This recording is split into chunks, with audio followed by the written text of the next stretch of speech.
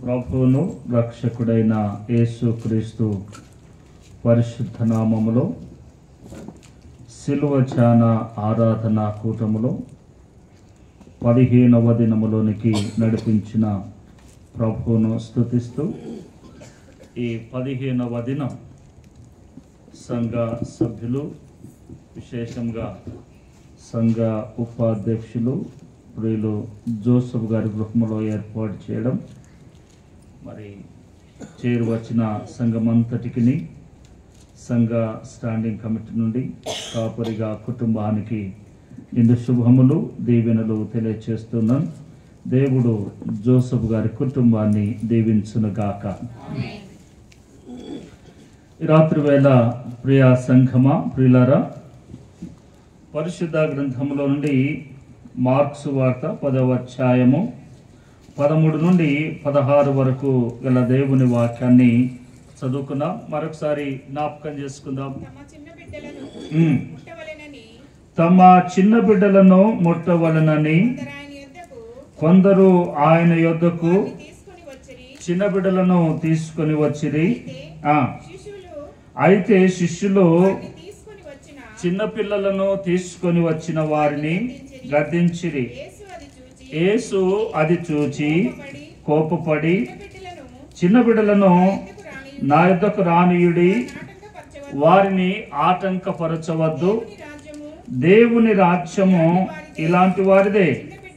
చిన్న బిడ్డల వల్లే దేవుని రాజ్యము అంగీకరింపని వాడు అందులో ఎంత మాత్రమునో ప్రవేశింపడని మీతో నిశ్చయముగా చెప్పుచున్నానని చెప్పి ఆ బిడ్డలను ఎత్తి కౌగలించుకొని వారి మీద చేతులుంచి ఆశీర్వదించారు.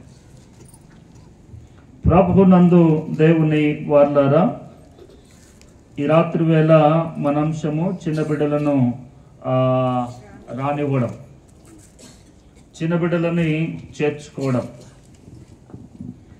ఈ నూతన నిబంధన గ్రంథములో మత్తయి సువార్త 19వ అధ్యాయంలో కూడా ఈ మాటలు సేమ్ యాస్టిస్గా వ్రాయబడి ఉన్నవి.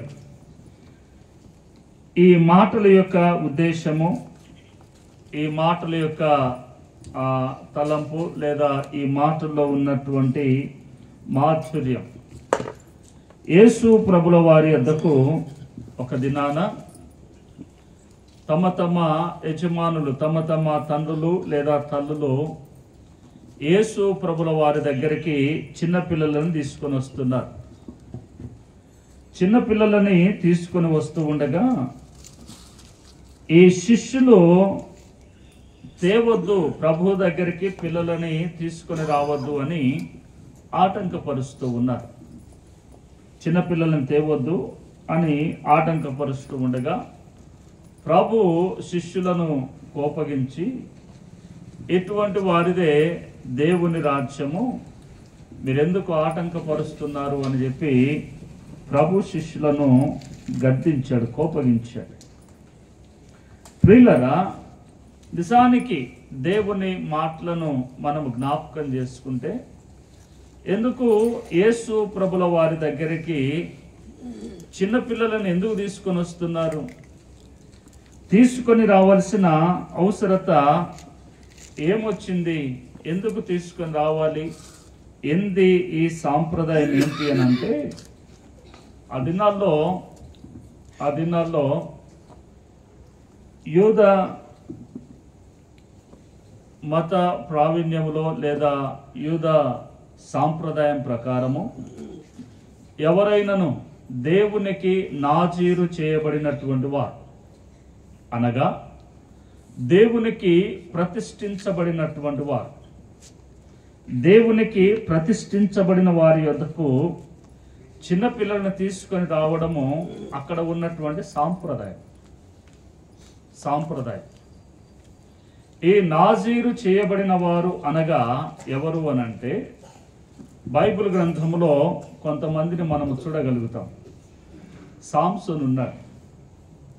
వారి తల్లిదండ్రులకు దేవుని దూత జ్ఞాపకం చేస్తూ ఉంది, ఇదిగో ఈ మనుషుడు చాలా గొప్పవాడు, ఇశ్రాయేలు ప్రజలను విడిపించడానికి నేను ఈ పిల్లవాడిని ఎన్నుకుంటూ ఉన్నాను కనుక పుట్టినది మొదలుకొని అతని తల మీద మంగళ కత్తి అనేటువంటిది రానియదు, అనగా క్షౌరము చేయడానికి వీలు లేదు.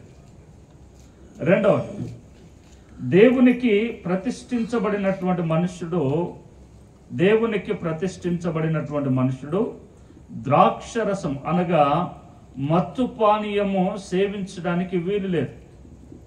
తన జీవిత దినములన్నీ కూడా దేవునికి ప్రత్యేకముగా ఉండవలసినటువంటి వాడు అని దేవుని దూత మరి సాంసోను యొక్క తల్లిదండ్రులు మానోహ కుటుంబానికి జ్ఞాపకం చేయబడింది. అందుకే ఆ దినాల్లో సాంసోను అలాగుననే ఉన్నాడు, సమూయేలు కూడా అలాగుననే ఉన్నాడు. ఇంకా నూతన నిబంధన గ్రంథంలోనికి వచ్చేసరికి యేసు ప్రభు కూడా ఆ కోవలోనికి వచ్చాడు. దేవునికి ప్రతిష్ఠించబడినటువంటి వారందరినీ కూడా ఒక ప్రాంతంలోనికి వచ్చారు, ఒక ప్రాంతం నుండి వస్తూ ఉన్నారు. అందుకే వీళ్ళందరినీ కూడా ఏమన్నారు అనంటే నాజీరు చేయబడినటువంటి వారు. ఈ నాజీరు చేయబడిన వారు ఎక్కడుంటారు అనంటే ఇదిగో ఫలాని ప్రాంతంలో ఉంటారు అన్నారు. ప్రారంభంలో నాజీరు కాస్త ఎక్కడికి వచ్చింది అనంటే నజరేతు అనేటువంటి ప్రాంతానికి వచ్చింది. నజరేతు అనగా నాజీరు చేయబడినటువంటి వారు ఉండేటువంటి స్థలం. నజరేతు అనగా నాజీరు చేయబడిన వారు ఉండేటువంటి స్థలం. అందుకే ఈ కుటుంబాల పెద్దలు దేవునికి నాజీరు చేయబడినటువంటి వారు, ప్రత్యేకించబడినటువంటి వారు ఎక్కడైనా కనబడితే వారి దగ్గరికి వారి చిన్న పిల్లలను తీసుకొని వెళ్ళి, అయ్యా మీరు దేవునికి ప్రత్యేకించబడిన వారు కదా, మీరు దేవునికి నాజీరు చేయబడినటువంటి వారు కదా, మీరు మా పిల్లలని మీరు ముట్టినట్లయితే, మా పిల్లల తల మీద మీరు చేతులుంచినట్లయితే మా పిల్లలు దీవించబడతారు, మా పిల్లలు ఆశీర్వదించబడతారు అనేటువంటి ఆలోచన కలిగి యేసు ప్రభుల వారి దగ్గరికి ఈ చిన్న బిడ్డలను తీసుకొని వస్తున్నారు. ఈ చిన్న బిడ్డలను తీసుకొని వస్తూ ఉండగా శిష్యులు ఆటంకపరుస్తూ ఉన్నారు. అందుకే చూడండి, ఎక్కడైనా కూడా ఏ సమాజంలోనైనా ఎక్కడైనా కూడా చిన్న పిల్లలు అల్లరి చేస్తే మనం ఏమనం వారిని. చిన్నపిల్లలు అల్లరి చేస్తూ ఉంటే, చిన్నపిల్లలు అటు ఇటు తిరుగుతూ ఉంటే వారిని ఏమనం. మన దగ్గర చాలా పెద్ద గ్యాంగ్ ఉన్నది, చిన్నపిల్లల గ్యాంగ్. ఈ గ్యాంగు రోజు కర్ర పట్టుకొని కూర్చున్నా కూడా వారికి భయం ఉండదు. వారు మాట్లాడేది మాట్లాడుతూనే ఉంటారు, వారు చేయాలనుకున్నది చేస్తూనే ఉంటారు. చిన్నపిల్లలు మనం ఏమనలేము, వారిని ఏమన్నా కొట్టినా కూడా వారికి ఏం తెలియదు. ఆ పూటకి ఏడుస్తారు, తెల్లవారితే కనపడితే రాత్రి నన్ను కొట్టావు కదా అంటారు. చిన్నపిల్లలు అలా ఉంటారు. అందుకే ప్రభు దగ్గరికి వారిని తీసుకొని వస్తూ ఉండగా శిష్యులు ఆటంకపరుస్తూ ఉన్నారట. చూడండి, ఈ మాటను గురించి పాత నిబంధన గ్రంథంలో బైబిల్ కూడా కొన్ని సంగతులు పిల్లలను గురించి జ్ఞాపకం చేస్తూ ఉంది. చూడండి, 131వ కీర్తన చూడండి, 131వ కీర్తన మొదటి వచనం నుండి చూడండి. యెహోవా నా హృదయము అహంకారము కలది కాదు, నా కన్నులు మీరు చూచున్నవి కావు, నాకు అందని వాటి ఎందైనను గొప్ప వాటి ఎందైనను నేను అభ్యాసము చేసుకొనుట లేదు. నేను నా ప్రాణమును నిమ్మలపరుచుకొని ఉన్నాను, సముదాయించుకొని ఉన్నాను. చనుపాలు విడిచిన పిల్ల తన తల్లి యొద్ద ఉన్నట్లు సనుపాలు విడిచిన పిల్లయున్నట్లు నా ప్రాణము నా యొద్ద ఉన్నది. ఇశ్రాయేలు ఇది మొదలుకొని నిత్యము చూడండి యెహోవా మీదనే ఆశ పెట్టుకొనుము. దావీదు ఈ మాటలు అంటున్నాడు, నాలో ఏ విధమైనటువంటి అహంకారము లేదు, నాకు అందని వాటి యందు నా మనస్సు నేను ఉంచడము లేదు, గొప్ప వాటి యందు నేను మనసు లగ్నము చేయడము లేదు. నేను నా ప్రాణమును నిమ్మలపరుచుకుంటున్నాను, నా ప్రాణమును సముదాయించుకుంటున్నాను. ఎందుకు అనంటే చిన్న పిల్లల మనస్తత్వము, చిన్న పిల్లల యొక్క మనసు ఎక్కడుంటుందంటే వారి దగ్గరనే ఉంటుంది. చిన్నపిల్లలందరూ కూడా ఎవరికి ఇష్టము అనంటే వారి తల్లిదండ్రులకే ఇష్టం. పిల్లలు ఎవరికి ఇష్టం అనంటే వారి తల్లిదండ్రులకే. ఎవరి పిల్లలు వారికి ఇష్టం. ఒకవేళ వారు ఏదైనా అల్లరి చేస్తే నీకు నా కోపం వస్తుంది, కానీ ఆ తల్లికి రాదు. ఆ తల్లికి ముద్దు వస్తుంది. ఆ తల్లి ఆ తండ్రికి ప్రేమ ఎక్కువగా ఉంటుంది. అందుకే ఇక్కడ దావీదు అంటాడు, చనుబాలు విడిచిన పిల్ల తన తల్లి యొద్ద ఉండినట్లు. పాలు తాగే పిల్లలందరూ కూడా, పాలు విడిచిన పిల్లలందరూ కూడా తల్లి దగ్గర లేదా తండ్రి దగ్గర ఉంటారు. అలాగుననే ఆయన అంటాడు, ఓ ఇశ్రాయేలు ఇది మొదలుకొని నిత్యము యెహోవా మీదనే మీరు ఆశ పెట్టుకొని ఉండండి. మీరందరూ కూడా దేవుని మీదనే ఆశ పెట్టుకొని ఉండండి. ఎందుకు అనంటే దేవుడు మాత్రమే దీవించగలిగినటువంటి వాడు. దేవుడు మాత్రమే ఆశీర్వదించగలిగినటువంటి వాడు. దేవుడు మాత్రమే మనుషులను బాల్యము నుండి పిల్లలని ఒక సరైనటువంటి స్థితిలోనికి నడిపించగలిగినటువంటి వాడు. అందుకే 22వ సామెతల గ్రంథం 6వ వచనములో వ్రాయబడి ఉంటుంది. ఇంకా తీస్తారా? 22వ అధ్యాయం సామెతల గ్రంథం తీయకుండానే చెప్పాలి. 22:6 వచనం ఏంటి? బాలుడు నడవవలసిన త్రోవను వానికి నేర్పుము, వాడు పెద్దవాడైనప్పటికీ అందులో నుండి తొలగిపోడు. చూడండి, బాలుడికి, చిన్నపిల్లలకి ఏది ఎప్పుడు ఎక్కడ ఎలా నేర్పాలో అది నేర్పాలి. చూడండి, మన దేశానికి, మన పిల్లలకి, పాశ్చాత్య దేశంలో ఉన్నటువంటి పిల్లలకి ఉన్నటువంటి వ్యత్యాసం ఏంటంటే, ఎగ్జాంపుల్ చైనాని తీసుకోండి. చైనా, జపాన్ ఇటువంటి దేశాలను మనం తీసుకుంటే, మనం చూస్తే చిన్నపిల్లలు, నాయన నువ్వు నిలబడు ఒకసారి, పుల్లయ్య కుమార్, ఈ వయసు వచ్చేసరికి ఇంతకంటే ఇంకా చిన్న కూర్చో, ఇంతకంటే చిన్న వయసు నుండే వారికి మార్షల్ ఆర్ట్స్ నేర్పుతారు. మార్షల్ ఆర్ట్స్ అంటే మన భాషలో చెప్పాలంటే కరాటే, కుంగ్ఫూలు ఇవి నేర్పుతారు. ఎందుకు నేర్పుతారు అనంటే వారు పెద్ద అయినప్పటికీ, వారు పెరిగినప్పటికీ వారి శరీరంలో ఏ విధమైనటువంటి మార్పులు రావు. వారు దేనినైనా కూడా ఈజీగా వారు డీల్ చేయగలుగుతారు. దేనినైనా కూడా ఎంత కష్టాన్నైనా వారు డీల్ చేయగలుగుతారు. కానీ మన దగ్గరకు వస్తే నీకు బుద్ధి లేదు, పిల్లల్ని ఈ వయసు నుండే శ్రమ పెడుతున్నావు అంటారు. ఈ వయసు నుండే నువ్వు శ్రమ పెడుతున్నావు, వాడు ఇప్పటి నుండే చేసి ఏం చేస్తాడు అని అంటారు. వారిని చూడండి, వారి దేశంలో నికర వయో పరిమితి ఎంత అని అంటే దాదాపుగా 130 పైనే ఉంటాయి. 130 పైన. 100 సంవత్సరాలు దాటిన వారు సైతము సెల్ఫ్గా వారి పనులు వారు చేసుకుంటారు. వారి కాలకృత్యాలు, వారి పనులు, వారి భోజన పనులు, వారు చేసేటువంటి నిరంతర కృత్యాలన్నీ, పనులన్నీ కూడా వారు చేసుకుంటారు. కానీ 50 వచ్చేసరికి మనకు ఆటోమేటిక్గా వచ్చేస్తాయి.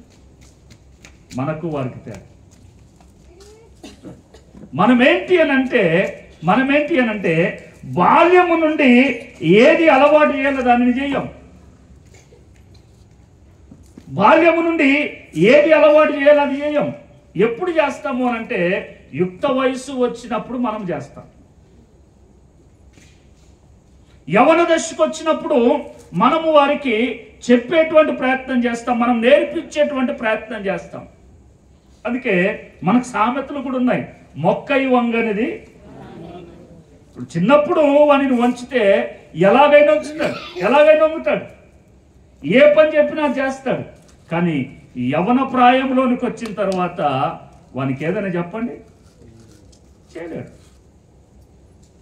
ఇంకోటి మనమే సపోర్ట్ పలుకుతాం, నీతో కాదులే నువ్వు పక్క జరుగు అంటాం. ఇంకెక్కడ చూడండి. అందుకే దేవుని మాటలు ప్రతి మనుషుడిని కూడా ఎడ్యుకేట్ చేస్తూ ఉంది. దేవుని మాటలు ప్రతి మనుషుడిని ఇన్స్పైర్ చేస్తూ ఉంది. దేవుని మాటలు ప్రతి మనుషుడిని కూడా ప్రోత్సహిస్తూ ఉంది. దేవుని మాటలు ప్రతి మనుషుడికి జ్ఞానాన్ని ఇస్తుంది, జ్ఞానోదయమును కలిగిస్తుంది. ఏ వయసులో ఏం చేయాలి, ఎప్పుడు ఎలాగున ఉండాలి అనేటువంటిది దేవుని వాక్యము జ్ఞాపకం చేస్తుంది. అయితే దేవుని వాక్యాన్ని, ఈ గ్రంథాన్ని, ఈ బైబిల్ గ్రంథాన్ని మనవారు అందరూ కూడా ఒక మత పుస్తకముగా, మత గ్రంథముగా దీన్ని తయారు చేసి పడేశారు.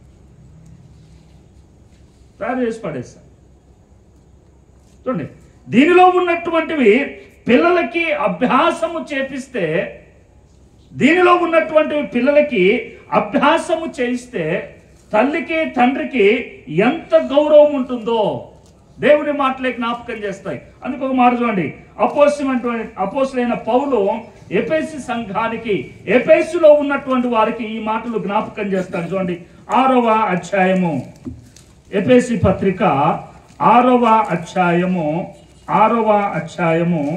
మొదటి వచనం నుండి చూడండి. పిల్లలారా మీ తల్లిదండ్రులకు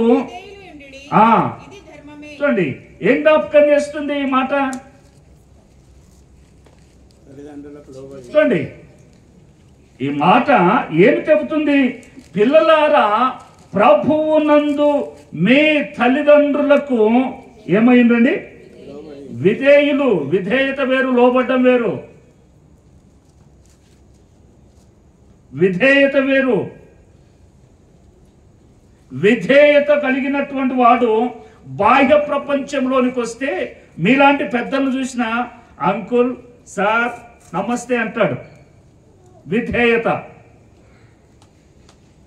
లోబడ్డం అంటే మా డాడీ చెప్పాడు కాబట్టి నేను చేయాలా, మా మమ్మీ చెప్పింది కాబట్టి నేను చేయాలా. లోబడ్డం. చూడండి, దేవుని మాట అందుకే జ్ఞాపకం చేస్తుంది. దేవుని మాట అందుకే జ్ఞాపకం చేస్తుంది. పిల్లలారా ప్రభువునందు మీ తల్లిదండ్రులకు విధేయులై ఉండండి. తల్లిదండ్రులకు విధేయులై ఉండండి. ఇది తల్లిదండ్రులకు విధేయులైన పిల్లలకు చెప్తున్నాడు. కానీ ముందుగా ఎవరు నేర్చుకోవాలి అని అంటే తల్లిదండ్రులు నేర్చుకోవాలి. తల్లిదండ్రులకు తెలిసి ఉంటే తల్లిదండ్రులు పిల్లలకి జ్ఞాపకం చేస్తారు. చూడండి, ఆదివారం వస్తే ఉదయం సండే స్కూల్ ఉంటుంది. నేను చాలాసార్లు అంటాను, చాలాసార్లు గుర్తు చేశాను. ఎంతమంది మీ పిల్లల్ని సండే స్కూల్కి పంపిస్తున్నారో తెలియదు. ఎందుకు అనంటే దేవుని మాట విధేయత అంటే ఏమిటో బైబిల్ గ్రంథము జ్ఞాపకం చేస్తుంది. పెద్దలను ఏ విధంగా గౌరవించాలనో, పెద్దల పట్ల మనుష్యుడు ఏ విధముగా నడుచుకోవాలనో బైబిల్ గ్రంథము జ్ఞాపకం చేస్తుంది. ఇది పిల్లలకి మాత్రమే కాదు, పెద్దలకి కూడా ఈ విధేయత, ఈ గౌరవం నేర్పిస్తుంది బైబిల్. ఒకరోజు దావీదు, సౌలు ఇద్దరు ఒకే గుహలో ఉన్నారు. అప్పుడు దావీదు యొక్క సైనికుడు వచ్చి దావీదుకు చెప్తున్నాడు, ఇదిగో దావీదా రాజా, ఇది మంచి అవకాశం నీకు. నిన్ను చంపడానికి, నిన్ను వెంబడిస్తున్నటువంటి, నిన్ను తరుముతున్నటువంటి ఇదిగో సౌలు అక్కడ ఉన్నాడు. నీవు ఒక్క పోటేస్తే చాలు, ఒక్కటే ఈట తీసుకొని ఒక్క పోటు పొడిస్తే దెబ్బకు చచ్చి ఊరుకుంటాడు, నీకు ఆటంకమే లేదు అన్నాడు. దావీదు రాజు, అక్కడ ఉండాల్సిన పని లేదు, గుహలో ఉండాల్సిన అవసరం లేదు, రాజభవనంలో ఉండాలి. కానీ సౌలు తరుముతా ఉన్నాడు, సౌలు తరుముతా ఉంటే పారిపోతూ ఉన్నాడు. అక్కడ అవకాశం దొరికింది. ఆ మాటకు దావీదు అన్నటువంటి మాట ఏంటంటే, ఇదిగో దేవుని చేత అభిషేకించబడిన వాడిని నేను ఎలాగూ చంపుదును, దేవుని చేత అభిషేకించబడిన వాడిని నేను ఎలాగూ ముట్టుకుందును. ఆ పదం అనేటువంటిది, ఆ పదము ఆయనకు రాలేదు, ఆయన నుండి వచ్చింది కాదు. అది ఎక్కడి నుండి వచ్చింది అనంటే తన తల్లి తనకు బోధించినటువంటి మాటలు, తల్లి తనకు బోధించినటువంటి మాటలు. అందుకే మనం కూడా అంటాం, యథా రాజా తదా ప్రజ. నీ పిల్లల్ని చూస్తే చాలు, మీ పిల్లల మాటలను చూస్తే చాలు, మన పిల్లల నడవడికను చూస్తే చాలు తల్లిదండ్రులు ఏ స్థాయిలో ఉన్నారో తెలిసిపోవడానికి. పిల్లల్ని చూస్తే తల్లిదండ్రులను ఈజీగా గుర్తించవచ్చు. అందుకే వెనక దినాల్లో కూడా ఇంటిని చూస్తే ఇల్లాల్ని చూడాల్సిన అవసరం, అయ్యో సైలెంట్ అయిపోయారు, ఇంటిని చూస్తే ఇల్లాల్ని చూడాల్సిన అవసరం లేదట. కానీ ఇప్పుడు ఇంటిని చూడాల్సిందే, ఇల్లాలను చూడాల్సిందే. ఎందుకంటే ఇంట్లో ఉన్నటువంటి ఇల్లాళ్ళు ఇప్పుడు పని చేస్తారు, తర్వాత మనం కూడా చూద్దాంలే. ఇప్పుడు అందరి ఇళ్ళలోకి పనుల కంటే మిషన్లు వచ్చేసాయి, వాక్యూమ్ క్లీనర్లు వచ్చేసాయి, వాషింగ్ మిషన్లు వచ్చేసాయి, అన్నీ వచ్చేసాయి, రోబోట్లు వచ్చేసాయి, నిద్ర లేపడానికి, కాఫీ కలపడానికి, టీ కలపడానికి అన్నిటికి వచ్చేసాయి. దేవుని వల్లారా, దేవుని మాట జ్ఞాపకం చేస్తుంది, పిల్లలారా ప్రభువునందు మీ తల్లిదండ్రులకు విధేయులై ఉండండి, ఇది ధర్మము. రెండవ మాట అన్నాడు క్రింద 2వ వచనంలో, నీకు మేలు కలుగునట్లు నీ తండ్రిని తల్లిని సన్మానించుము, అప్పుడు నీవు భూమి మీద దీర్ఘాయుష్మంతుడవగుదువు. ప్రతి తల్లిదండ్రులు కోరుకుంటారు, నా పిల్లలు నాకంటే గొప్పగా ఉండాలి, నాకంటే మంచి స్థితిలో ఉండాలి, లేదా ఆరోగ్యంగా ఉండాలి, లేదా మంచి ఆయుష్తో ఉండాలని ప్రతి వారు కోరుకుంటాడు. కానీ పిల్లలకి ఎలాగున్నది ప్రాప్తిస్తుంది, పిల్లలకి ఎలాగున ప్రాప్తిస్తూ ఉంది. ఆయుష్ పిల్లలకి పెరగాలి అని అంటే ఎలా పెరుగుతుంది? నువ్వు పొద్దున్న లేచి రోజుకు 1 కిలో జీడిపప్పు పెడితే పెరగదు, రోజు కిలో బాదం పప్పు వేసి పెడితే పెరగదు, రోజు నానా రకాలైనటువంటి మాంసాలు పెడితే పెరగదు. దేవుని మాటే చూడండి, దేవుని వాక్యం అంటుంది, నీవు దీర్ఘాయుష్మంతుడవు కావాలంటే, నీకు మేలు కలగాలి అని అంటే ముందుగా నీ తండ్రిని నీ తల్లిని ఏం చేయాలా? నేటి దినాల్లో తల్లిదండ్రిని ఎక్కడికో తీసుకుపోయి విడిచిపెట్టేస్తున్నారు. చూడండి, ఎక్కడికో తీసుకొని వెళ్ళి ఆ ఆశ్రమాల్లో పెట్టేస్తున్నారు.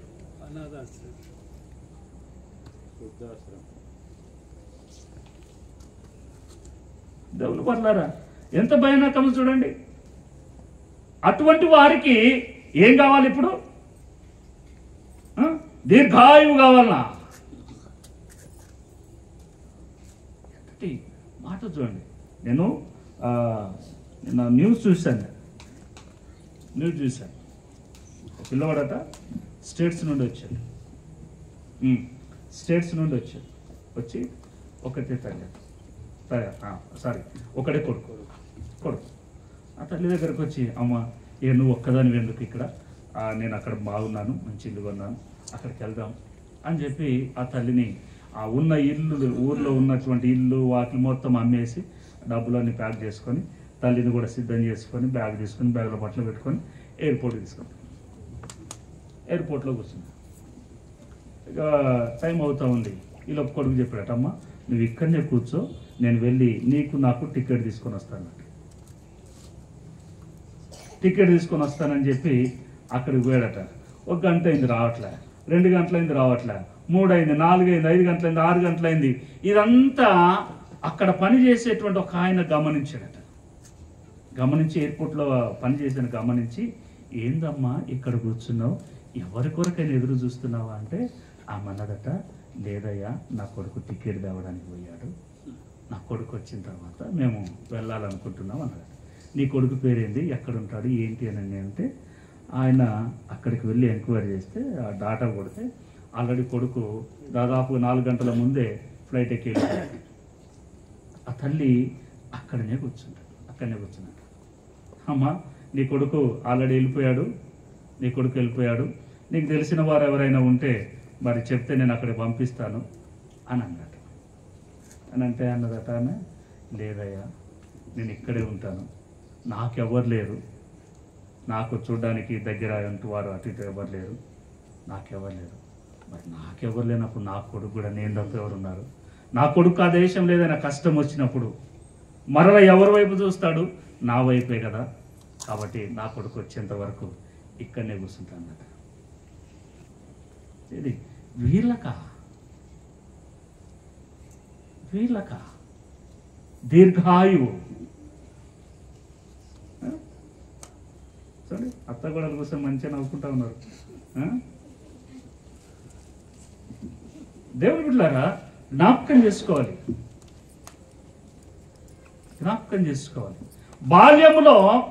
బాల్యములో పిల్లలకి మనం ఇచ్చేటువంటి ఏదైతే ప్రోత్సాహం, ఏ మాటలైతే జ్ఞాపకం చేస్తున్నామో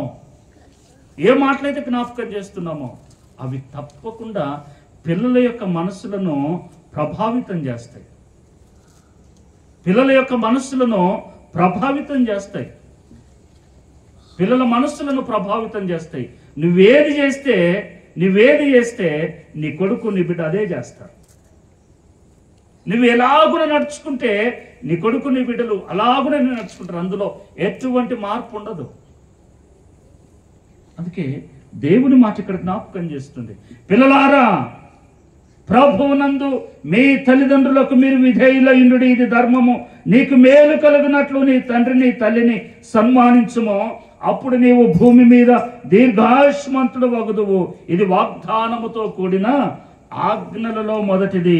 తరువాత అన్నాడు, తండ్రులారా మీ పిల్లలకి కోపము రేపక ప్రభు యొక్క శిక్షలోను బోధలోను వారిని పెంచండి. ఎక్కడ పెంచాలా తల్లిదండ్రులు? ప్రభు యొక్క శిక్షలో. రెండోది బోధ. ప్రభు యొక్క శిక్షలో, బోధలో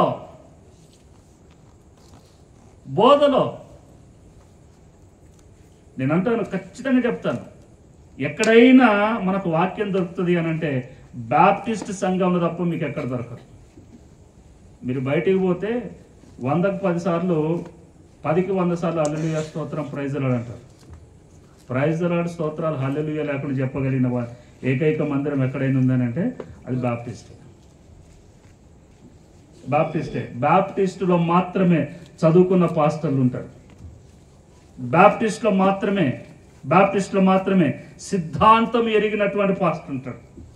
బాప్టిస్టులో మాత్రమే ఘనమైన వాక్యం చెప్పగలిగినటువంటి పాస్టర్లు ఉంటారు. ఇక్కడికి విడిచి నువ్వు ఈ ప్రపంచంలో ఎక్కడికి పోయినా నీ దగ్గర నుండి గుంజుకునేటువంటి వాళ్ళే ఉంటారు తప్ప వాక్యం బోధించే వాళ్ళు ఉండరు. అందుకే అక్కడికి ఇక్కడ అంటే ఇష్టం ఉండదండి. అక్కడికి వెళ్తారు, ఎక్కడికి వెళ్ళినా గుంజుకోవడమే.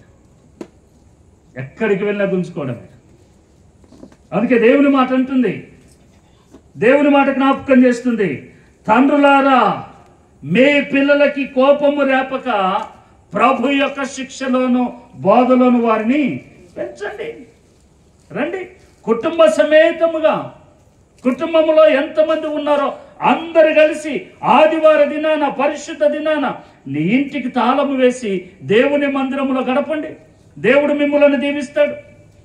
దేవుడు మీ పిల్లలకు ఉన్నటువంటి కొరతలను తీరుస్తాడు. దేవుడు మీ పిల్లలకు ఉన్నటువంటి ప్రతి అవసరతను తీరుస్తాడు. దేవుడు నమ్మదగినటువంటి వాడు. దేవుడు బహుశ్రేష్టమైనటువంటి వాడు. అందుకే ఆ దినాల్లో ప్రజలు ప్రత్యేకించబడినటువంటి, నాజీరు చేయబడినటువంటి, దేవుని కొరకు ఏర్పాటు చేయబడినటువంటి పెద్దల దగ్గరికి చిన్నపిల్లలను తీసుకుని వచ్చేటువంటి వారు. దీవించండి, వారిని ముట్టండి అని చెప్పి ఆ ప్రభు దగ్గర తీసుకుని వచ్చేవాడు. అందుకే ఒక మాట చూడండి, 115వ కీర్తన. నా మాటలు ముగిస్తాను. 115వ కీర్తన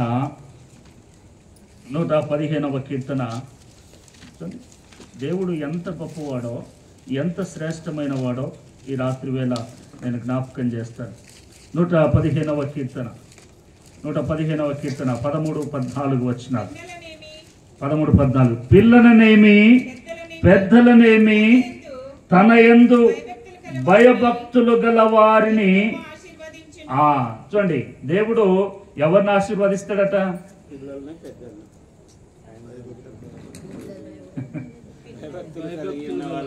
అది కావాలా? పిల్లల పెద్దలు కాదు. పిల్లల్లోనైనా భయభక్తులు ఉండాలా, పెద్దల్లోనైనా భయభక్తులు ఉండాలి. పెద్దలైనంత మాత్రాన భయభక్తులు లేకుండా నాకు దీవెనలు కావాలంటే రావు.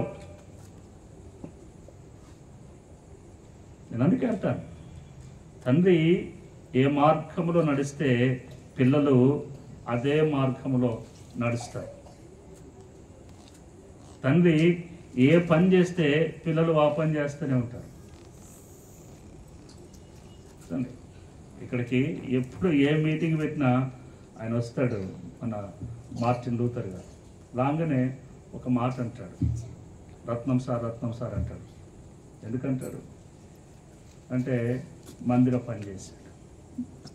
సరే, ఆయన నుండి ఇదిగో ఈయన జాన్సన్.